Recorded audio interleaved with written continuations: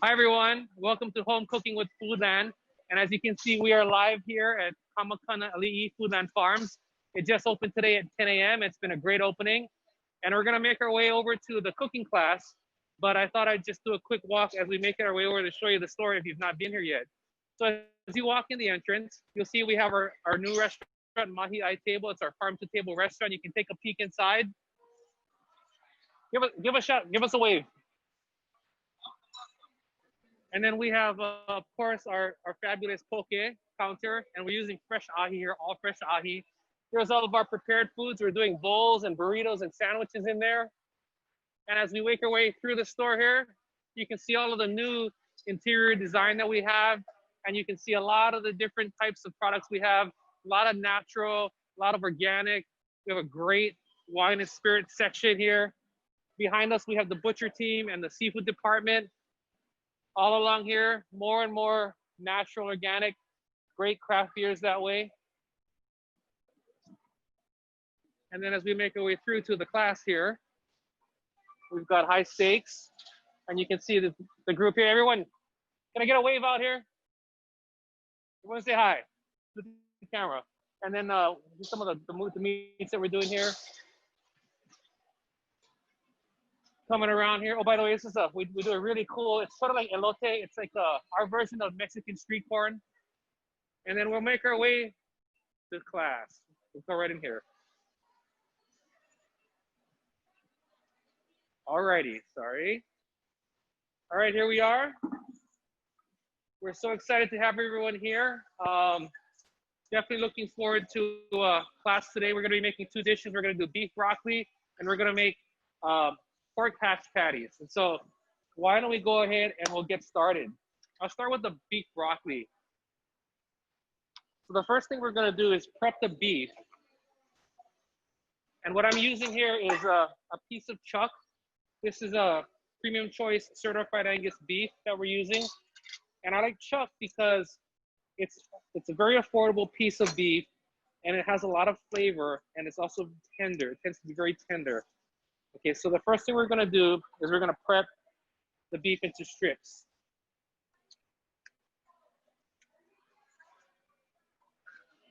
I always have a technical difficulty with the gloves.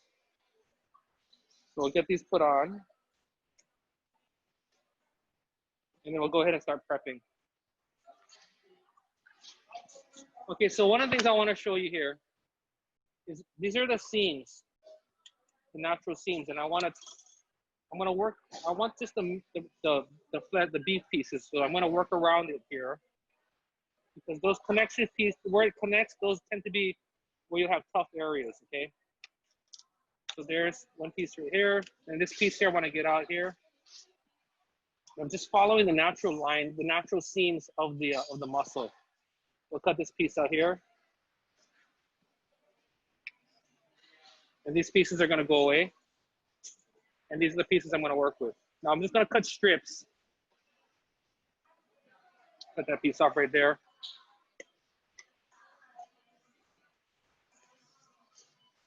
And to the extent that I can, I'm gonna cut against the grain.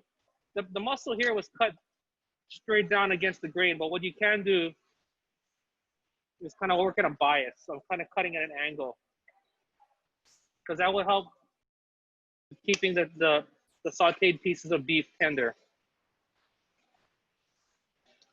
There's a natural break there. I'll take that. We'll just keep cutting here.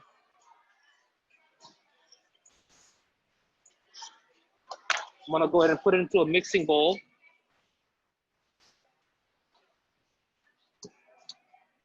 Finish these pieces up. And when I'm done with this, we're gonna go ahead and we're gonna prep the beef. Now we're gonna add a few things to the beef that's gonna do two things. It's gonna flavor it, and it's also gonna allow us to have sort of that tender, very silky texture that I think when you go to Chinese restaurants and you eat the beef broccoli or you eat the beef that's on pig noodle, it's very tender, right? And so I'm gonna show you a version of the process that they use to get it to be tender like that. Okay. So I'm gonna put this, we got the beef that's gonna go in the mixing bowl.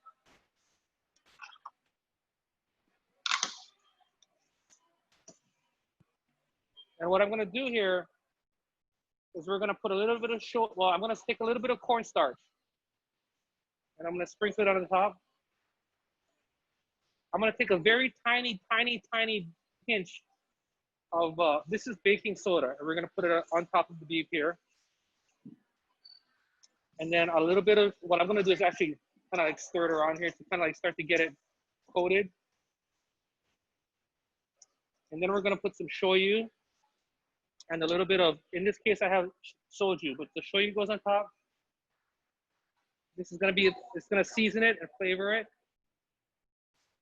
And I'm also gonna put a little bit of this, I have some jinro here. You can use rice wine, sake, sometimes you use whiskey. I'm gonna use what you have. Let's put a little bit on there. Now, what we're doing here, the process of putting the cornstarch, the seasoning, the liquor, and the baking soda is called velveting. And that's the process that they're doing when they're making, by coating this. It's gonna make a difference, and that's what seals in the juices. And what it does is the baking soda, it creates an alkaline environment on the beef. And what it does is it prohibits the beef proteins from combining together, and that's what makes beef tough. So if the protein strands can't combine together, they stay nice and tender. Another method that is used is egg whites. But if you don't have a lot of time to do the egg whites and let them sit, using the baking powder inside the baking soda can kind of help speed up that process, and that's what I'm doing here. So we are gonna let it sit for just a little bit and let it marinate.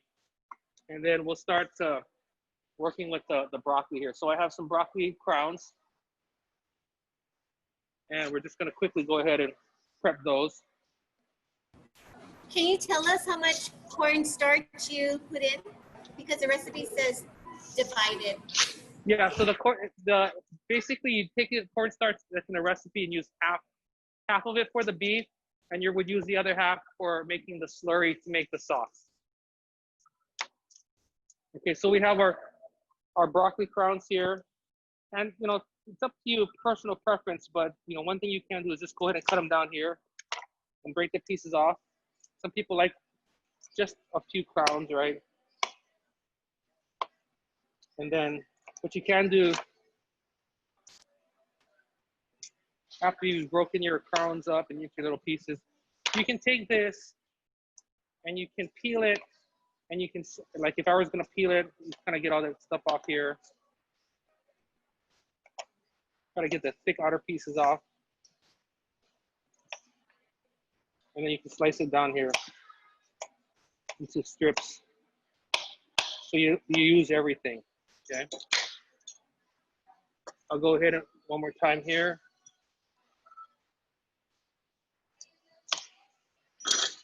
Let them break off naturally.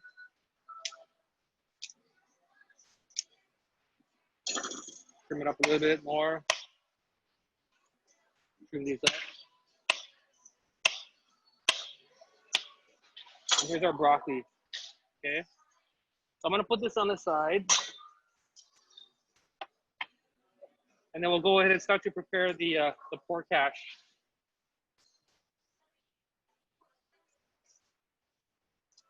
So this is the prep that we have here.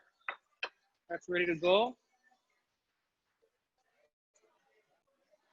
And then we're gonna go ahead and work on the pork hash. So I have the ground pork in this bowl here. And then we have some shrimp. I'm gonna go ahead and chop the shrimp. Before I chop the shrimp, I was gonna show you quickly how to prep them. What I'm using here are, these are tiny, like 51, 56. And when you see that number on the shrimp, you might see 1620 or U15. That indicates how many shrimp on average are in a pound. So these are 5160, so there's about 51 to 60 shrimp in a pound. If you had 1620s, there'd be 16 to 20 shrimp in a pound. The larger the shrimp are, the more expensive it is. So for me, because I'm gonna chop this, I'm using the small ones. And so I just pinch the tail, and these are split, so they're easy to come out. And then if there's a little bit of this vein, this sac here, we want to take that out. One more time, we'll squeeze it here.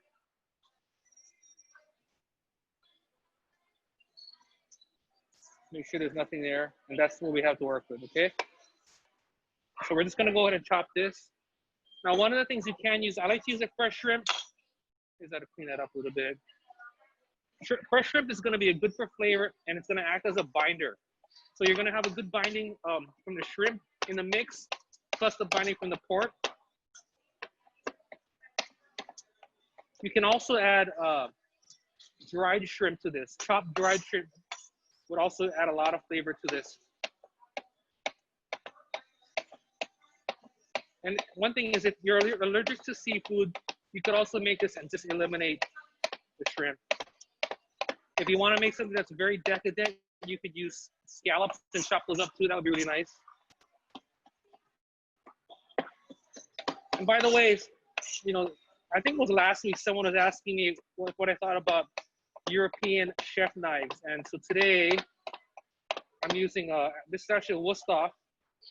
And this is a knife that I have in the kit that I take to work typically, because I want a knife that's very sturdy, that's heavy duty, that can take a beating, that I can do a lot of things with. And that's what I use for when I'm in stores. So we're chopping this up, so it all comes together. Then we're gonna go ahead and add it right into our mix here. It's about a cup, roughly a cup. Go ahead and clean my knife off real quick. Is there another alternative to seafood if you're allergic to all seafood? Yeah, I would just completely eliminate it. I would just not put any seafood in there. It'll taste perfectly good, delicious if there's no seafood in it. But we add the seafood because it adds a nice character and dimension to the dish. So we have the pork, we have the shrimp. I mean, another thing you could do is you could take ham and finely chop it and put it in there. That would work too. I have sliced water, these are whole water chestnuts. We're gonna put some of those in here too. You can put it, you know, put the chestnuts into your preference.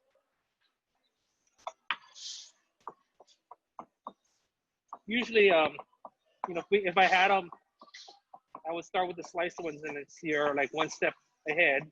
You could also take these and put these in a food processor and chop them quickly. But then we got to clean a food processor, so we'll chop these up real quick. And it's again your preference. Like I like the texture of water chestnuts. I like what it adds to the dish. So I tend to make mine a little bit more coarse. But if you want, you can make them more fine too. Oh, you know what else you could put in here would be really good? Shiitake mushrooms would be really good. Dried shiitake mushrooms would be really good in there. So that's another one you can put in there instead of seafood.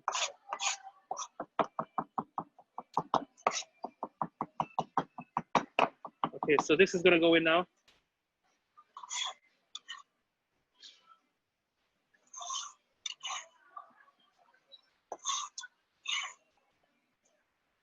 And the other thing we put in here is ginger. Now, I have some ginger, and we've done this before, where we scrape it with a spoon, we chop it. But one thing I wanted to show you that we do in the store now, which is kind of cool, is we have what we call chef essentials, and so it's pre-prepped stuff. And so what I have here is fresh ginger that was minced in canola oil. And it's fresh, so it's not like the bottled ginger that we have that might be, it's shelf stable and it's been in a bottle for a long time. The chefs in the kitchen just did this yesterday, so I'll put a little bit of that in there for flavor.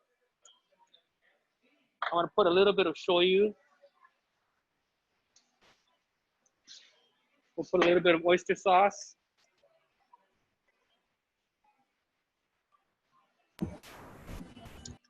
And actually, we're going to put some green onions too. So let me grab some green onions here.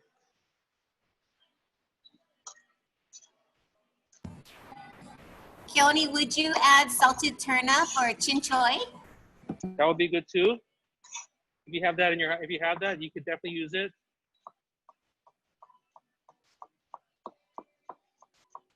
I don't typically have that in my pantry, but that's great. You could use that. You know, it'd be good too is if you happen to have any salted duck eggs lying around. Dice some of that up and throw it in there. A kind of shot of salt would be really nice, yeah. So I have green onions, so we're gonna put green onions in. It's gonna be for flavor and color. Now today we're gonna make patties with these. And we're doing them because I wanted to show you a fast way to do something. But you could also take this mix and put it in a steamer. And that's typically how I would do it. I would steam it. And sometimes I crack an egg in the center, and that really makes a delicious dish. Okay, so now we're gonna add an egg, just one egg. And the egg is used as a binder. Helps bring it all together. And then we're gonna go in and mix this all together. And just like we've done before, we wanna just kind of work from the outside in so it comes together.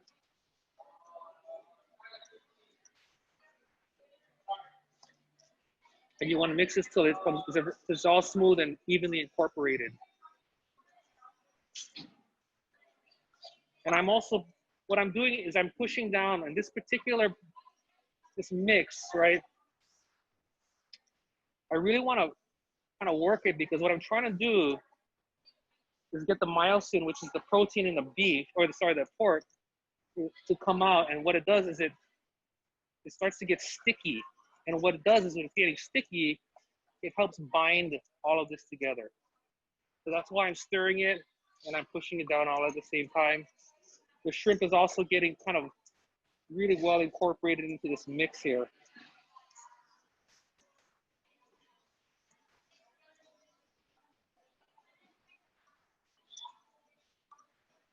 Everyone's so quiet today. No questions? Can you use an egg replacement? Can you use an egg replacement instead of actual egg? You can. I'm trying to think of egg replacements that I would use. Geez. You could probably even try to do this without the egg. If you had enough of the shrimp in here, and you really bound this really well, because that's what you're trying to do, is make sure it comes together. I'm trying to think of binders. Cheryl, do you have any binder recommendations? Or anyone else out there?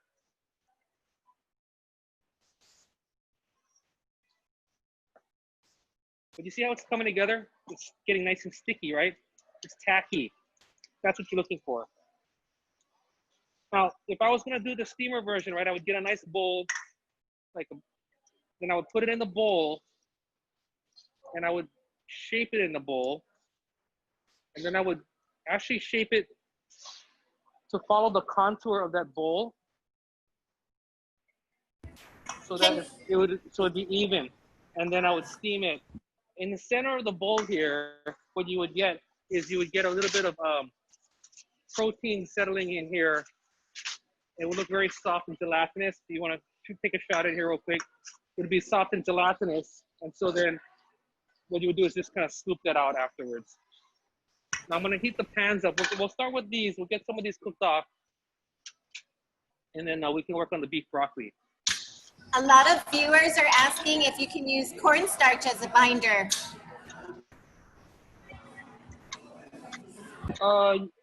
Cornstarch can work because what will happen is when the juices start to come out, it'll thicken. You know, another one you could do is, as you're talking about that, so you could use cornstarch, you could use potato starch, any of the pure starches you could use to help bind it.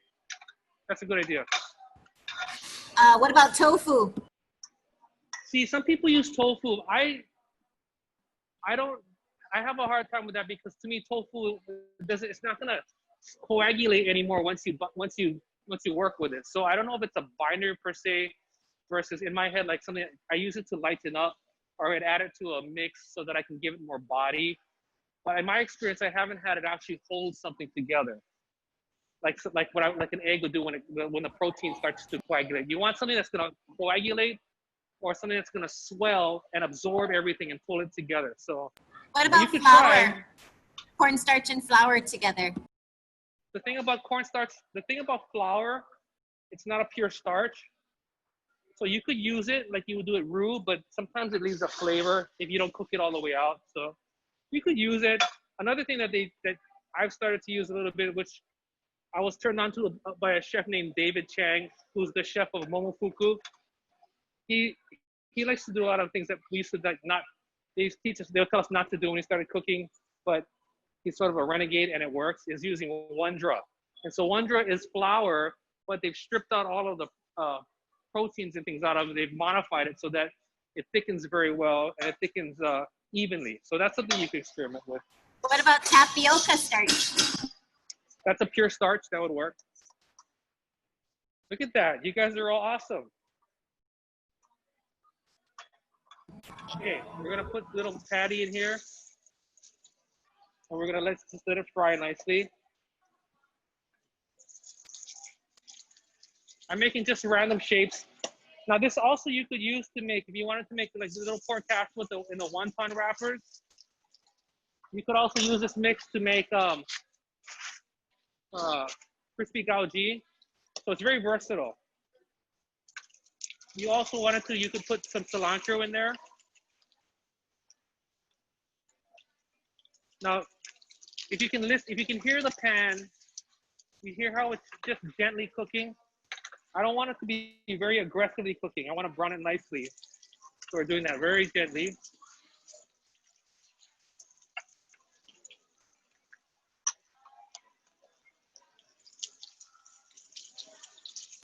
In there. If you were to steam this instead of fry, how long would you steam it for? If I was going to steam it in a bowl, probably about 45 minutes, 30 to 40 minutes, 30 to 45 minutes, depending on your steamer and the size you're doing. You want to just check the inside with a thermometer, looking for about 165 degrees Fahrenheit. And one of the things I would recommend, we talk about this all the time when we cook, is go get a thermometer. It's worth it. Your cooking will be so much better because you'll be precise. Flip these over. You know what also would work really good too, right? I'm sure if you were gonna do fish, right? We'll get some ground ava or some ono. That would be really good to make fish cakes. Same philosophy.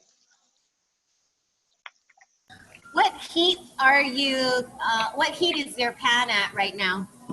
I'm using medium high, we'll call that. Here's the flame. Ready? You can see the flame right there. By the way, this is like, I'm proving to you guys this can be done on a butane burner. So next time, when it's tailgating time where you're camping, you can totally make this dish and impress all your friends and family. Are you using grapeseed oil again, or what kind of oil are you using? I am using vegetable oil today.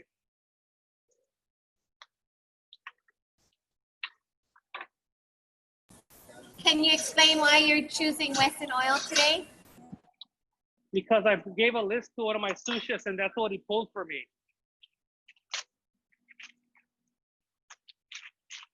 I said neutral oil and that's what I got. So I should have specified. I should have said specifically what I wanted. But that's lesson learned for me.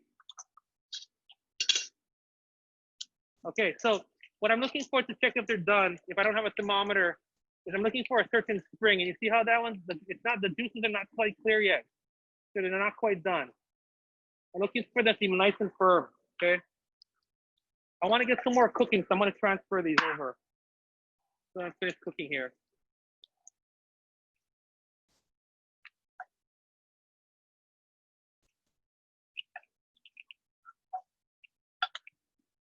We'll let them finish cooking in there. I'm going to wipe out the pan here. One thing you got to remember, you see this pan here? Dirty. Please do not put new stuff in this pan because that's gonna stick and you're gonna have all black stuff on here. So don't be afraid when you're cooking. If you have to clean your pan, that's a good thing, okay? All those little details matter, right? So we're gonna check this out real quick. Flip it over one more time. I'm flipping these because I want to try to evenly cook them on both sides. There's always one that's gonna fight with you too, by the way. They're getting a little bit dark too, you see that? You're almost there. Okay, so you see now this is smoking, right? Now it's too hot, so I'm gonna turn it down. Let it cool off a little bit. Cooking's all about, you know, touch and feel. So if the pan gets hot, that's fine. Just let it cool off a little bit. Then we'll start again.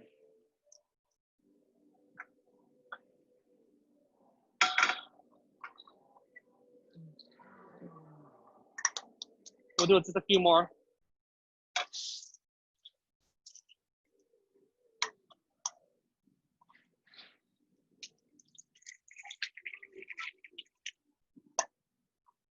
You know, one of the dishes we have on the calabash is it's a pork hash loco moco, which is really good. So it's a similar recipe on the pork hash, really delicious.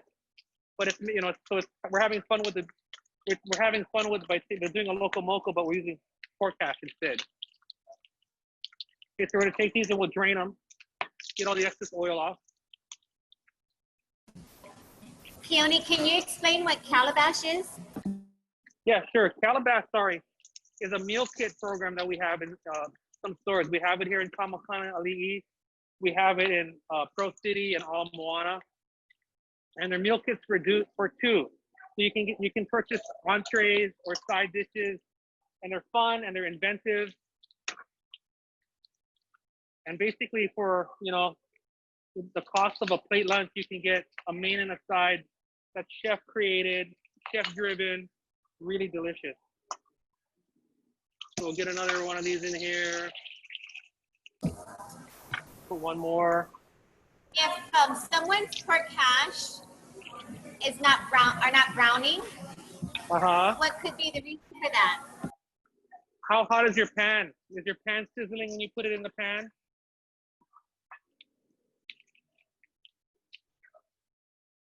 Yes, is the pan sizzling?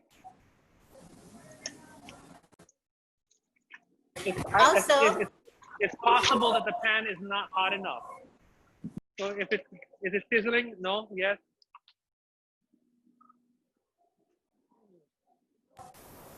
Also, can you bake this instead of fry?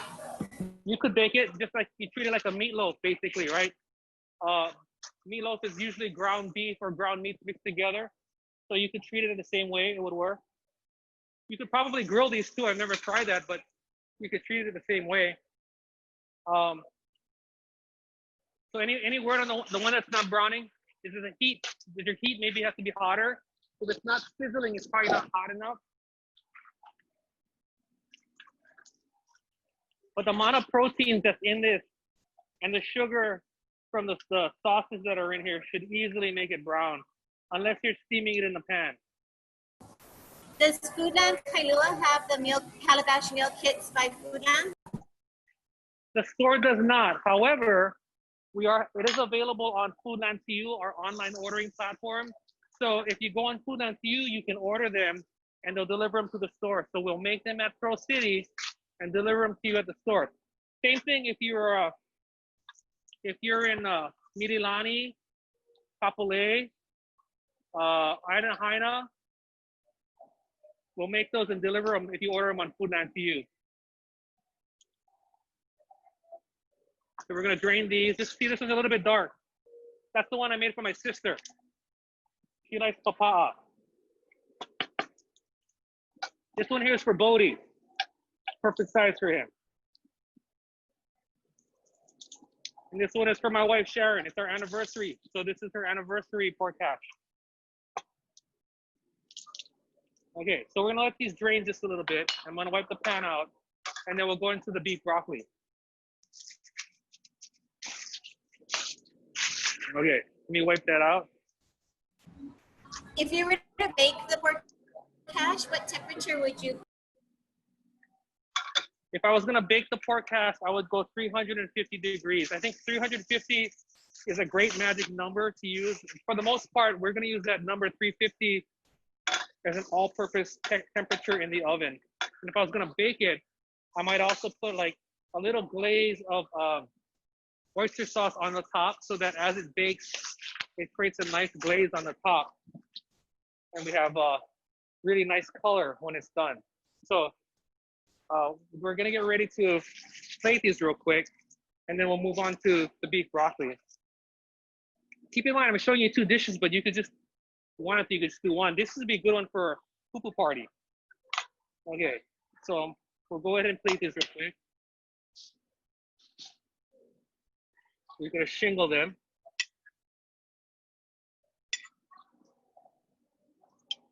Usually when you make these, if you need 20, you gotta make like 25 because 5 of them always disappear and they never make it to the dining room. So here we go. These are the ones that get snacked on that will never make it to the dining room. And then I'm gonna take some of this. This is some really cool sauce here we're making.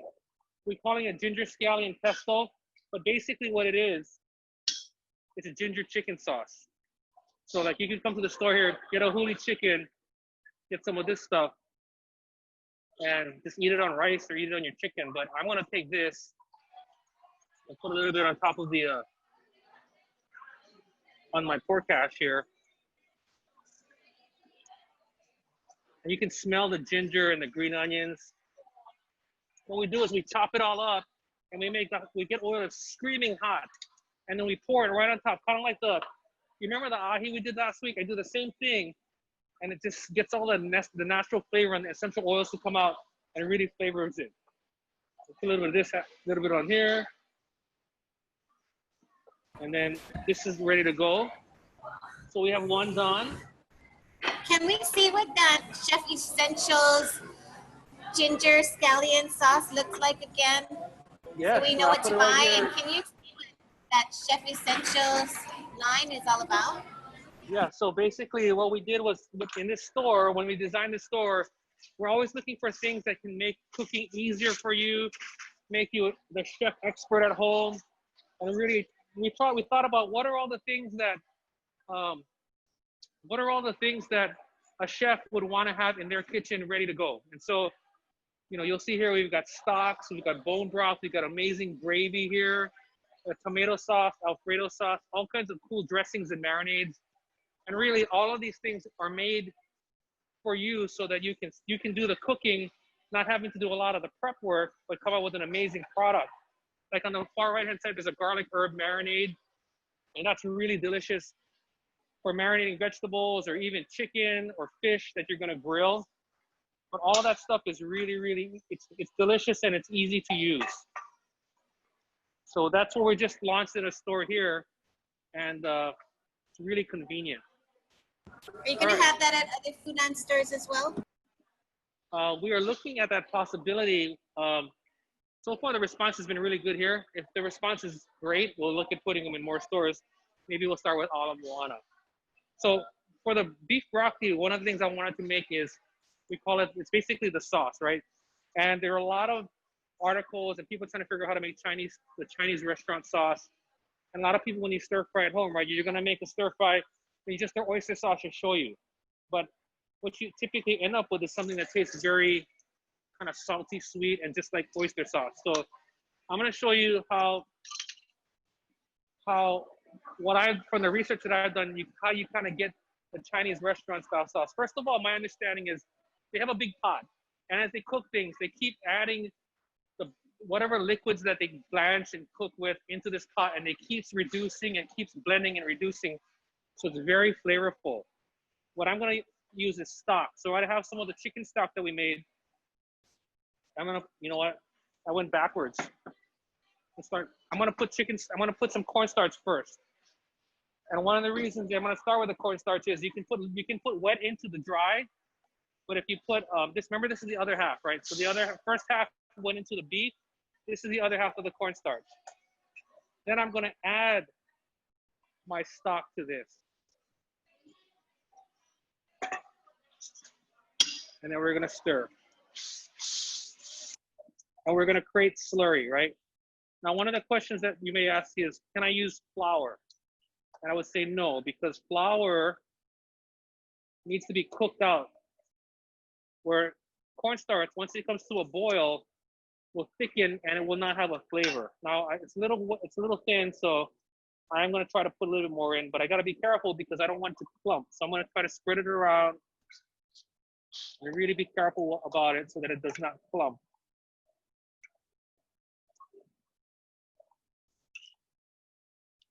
And then we have a nice slurry. You're looking for the consistency of kind of like heavy cream. I'm gonna add some oyster sauce. I'm adding the oyster sauce for flavor, but I don't want it to be super overpowering. I want the richness from the stock to really be driving the flavor here. And then we're gonna stir this in. So you wanna have this ready before you start doing your whole stir fry because it comes together very quickly. When you're making your sauce, if you don't have this all ready to go, by the time you mix this, it becomes your broccoli will overcook and your beef will just be dried out. Okay. Do you have a oyster sauce that you prefer? You know, I like a Panda brand. It is by Lee Kum Kee, but it's their Panda line. I think is really good. If I had a fork or a whisk, I would whisk this a little bit more. But I wanted to show you the method of how you make this. What I'm going to actually use for the stir fry is going to be this our Cantonese secret sauce. And basically what this is, it's all of the stuff that we talked about, plus a little ginger and other flavorings in it that we're going to be able to use for a stir fry. So we're going to heat up our pan. We're getting the pan nice and hot. We'll let it kind of warm up. I'm going to start with the broccoli. I'm going to do this in a couple different methods, a couple different steps. Typically, when you're doing a stir fry, a Chinese restaurant will typically take the broccoli and they will blanch it, but they will not blanch it in water. They will blanch it in oil. And so they just drench it in oil and they pull it out. Sometimes they use water, but a lot of times they just quickly flash fry it, basically. But in this case, what I'm going to do is I'm going to put it in and we're going to pan steam it really quickly. And because I want to build flavor, I'm going to use stock instead of water. The recipe you have says water, but in this case, I'm going to replace the water with stock because, again, I'm trying to layer flavor. So I'll put some of this in and I have two pans here. If I was at home, I would do one pan. I would do it twice. But in the interest of kind of being efficient, I happen to have two burners, so we're going to do two pans at the same time. So I'm going to add half in here, half in here.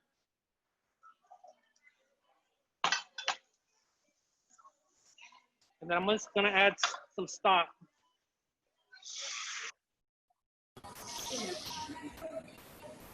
Basically, I'm pan steaming it right now. Now, if you have a cover, you can go ahead and cover it. That will help speed up the cooking process.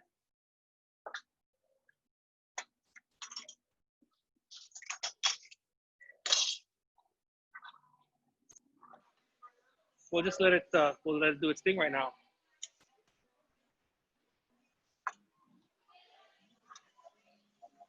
When it starts to evaporate, I'll toss it a little bit, kind of help it move.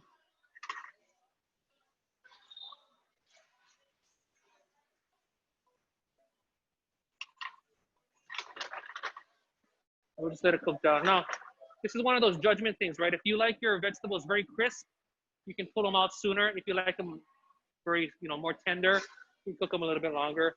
But what you're gonna do is we're cooking these, we're gonna take them out.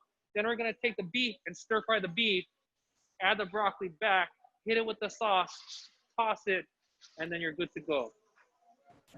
Can you use vegetable broth instead of chicken broth? You can totally use vegetable stock instead of chicken broth. You could also use beef stock instead.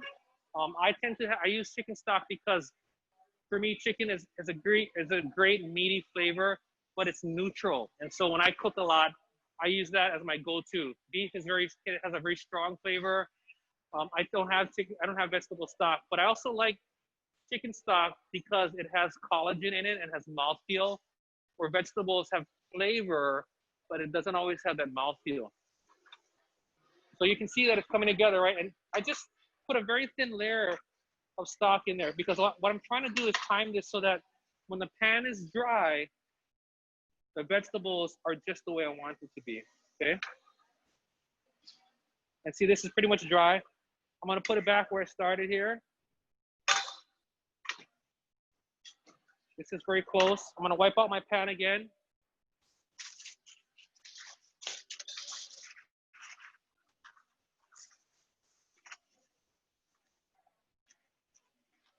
I really wanna clean the pan out because I'm getting ready to, I wanna saute, and I don't want any impurities in this pan to impede with my saute. Now, one thing we are doing a stir fry, so if you have a wok, you're welcome to use the wok.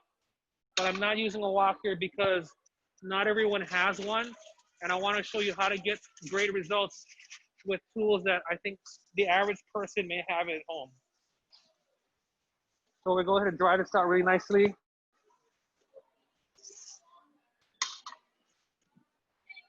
We're gonna get it nice and hot.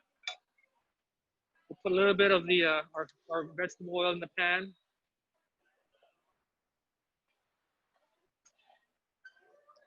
And then we're gonna go ahead and we're gonna saute it. I wanna get this nice and hot. Remember, we've talked about this before, right? You wanna get the pan where you see the fat start to ripple and you start to see little wisps of smoke. And you know you're ready to go. Now, when I put this in, just like whenever we cook, right? We want to make sure we don't overcrowd the pan. We test it. We're close. I want it to be a little hotter. Don't overcrowd the pan because what'll happen is you'll start to boil the beef and it will not brown. So if anyone who was having the challenges with browning these the patties here, make sure your pan is very hot. And when you start to put the beef in the pan, do not overcrowd the pan. So I'm seeing wisps of smoke. I'm start to put my layers in here. You hear that sound? That's the sound I'm looking for. What kind of beef is that? This is chuck. And I'm using certified Angus beef. I'm using premium choice certified Angus beef. But you see how the pan is not overcrowded. There's room in the pan to move around. You want to be able to let the beef nicely move around. I'm going to go ahead and space it out a little bit. Now remember, we applied the velveting process so the beef will be nice and tender. And as you can see, I am not moving the pan now because I want it to brown. And sometimes people think that cooking means moving the pan a lot. But in this case, I want to let it sit so that it can brown. See, I want it to go a little bit longer. I'm just letting the pan do the cooking.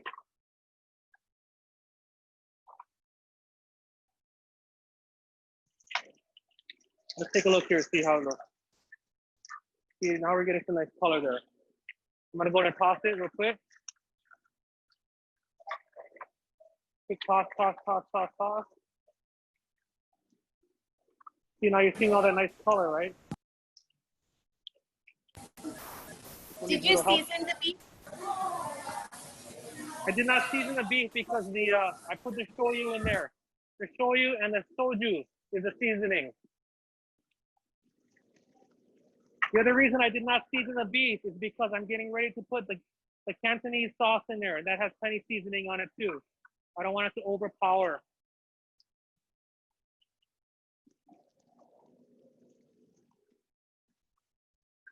So you're seeing all that nice color, right?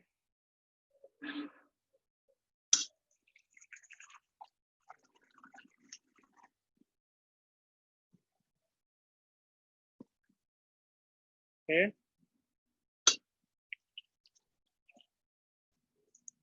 I'm gonna take a little bit of there's a little bit of extra grease on here that I want to take out. I want to take some of it out. Now, what you can do if you want is you could take this and pour it out and let it get some of that fat off. But for me, I'm just gonna take a little bit off. I'm gonna leave it in the pan. So I'm pushing the meat back, letting the fat come to the bottom, and I'm scooping it out.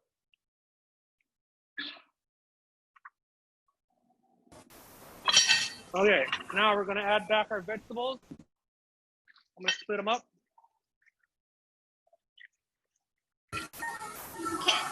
Keoni, can you use sake to marinate the beef? Can you use sake to marinate the beef? Yes, you can. Use whatever you got at home.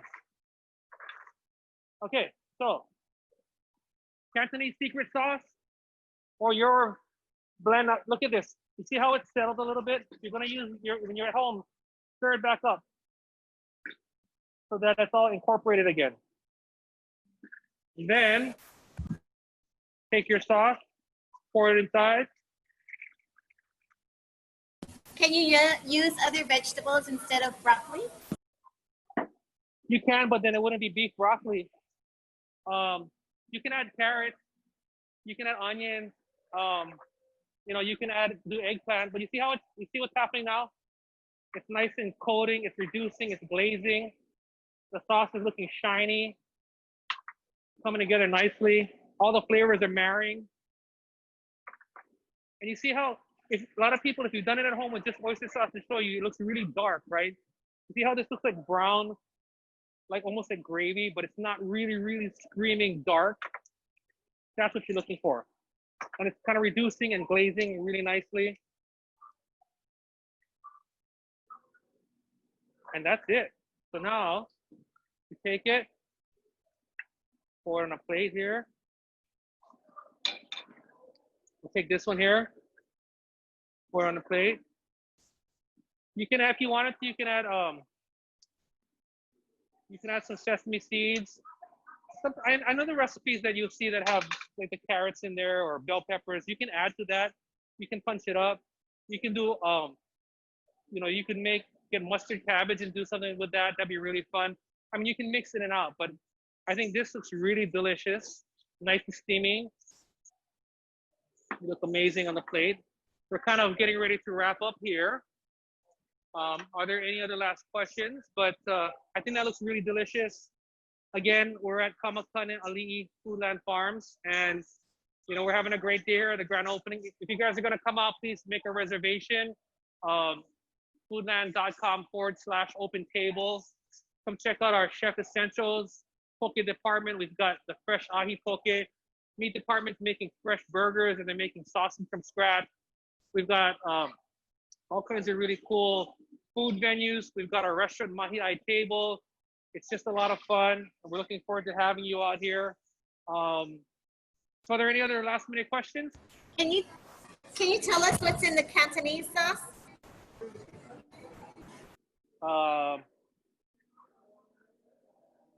Secret. No, just kidding. What do we have in here? It's oyster sauce, chicken broth, shoyu, ginger, garlic, a little bit of sugar, chili flakes, and sesame oil. So it's basically what I did with over here, but it has a little bit of the ginger, garlic, a little bit of sugar, chili flakes, and sesame oil. So you could make your own version, and you can bump it up if you want. If you don't have the ginger scallion sauce on hand, yes. How would you do that? Yeah, so if you don't have the ginger scallion sauce, you can make your own, whatever you like. Shoyu mustard would be really good. You can take a little bit of chili sauce and put the shoyu, a little bit of vinegar in there, or even a little bit of shoyu and vinegar. That could work really great. Take some green onions, slice them all up, put them in there. You know, something like you could do for lumpia sauce would also work. Any of those shoyu, vinegar, citrus type sauces, I think would be great with this. I mean, you could even do something with gochujang sauce.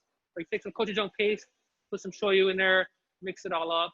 You know, I think any of those genre flavors would be really good. I mean, if you had the hoisin sauce would work. So it's a very versatile patty, and any of those sauces would work well with that. All right, well, it's been a pleasure. A lot of people are asking questions about the cornstarch mixture. Yes. Can you explain how you did that and when did you add that? Okay. So the cornstarch mixture, basically what I did was, I took the cornstarch and I put it in. I can make a little bit more again. So cornstarch goes in a bowl. This was the other half that I didn't use, right, for the for when I was making my beef, right? Then I added. You can either add water or stock, but I'm adding the stock because that's the flavoring, right? I'm gonna add just a little bit of that, and we're gonna stir it up because we want to make this. This is gonna make this slurry. Actually, you know what I'm gonna do? I'm gonna also add the oyster sauce at the same time. But this is the base of my liquid, right? Now, if you wanted to, you could add your ginger, you could add garlic, some sesame oil, but you're gonna stir all this together. You want to bring this all together.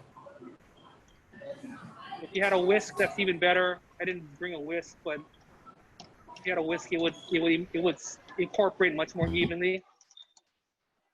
So this mixture here is what you would use instead of the Cantonese sauce that I use.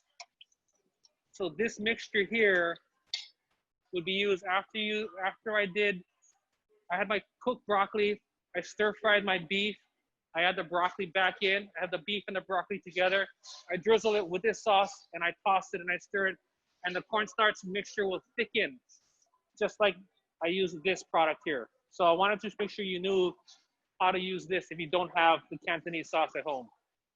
And this, by the way, is basically what I would consider classic Chinese brown sauce that you can use if you're gonna make cake noodle, if you're gonna make stir-fried noodles, anything you need brown sauce. You're gonna make eggplant, stuffed eggplant. This is a great base to use in all of those applications.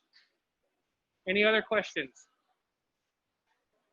All right, well, hope you guys had fun. I'm looking forward to seeing you guys next week.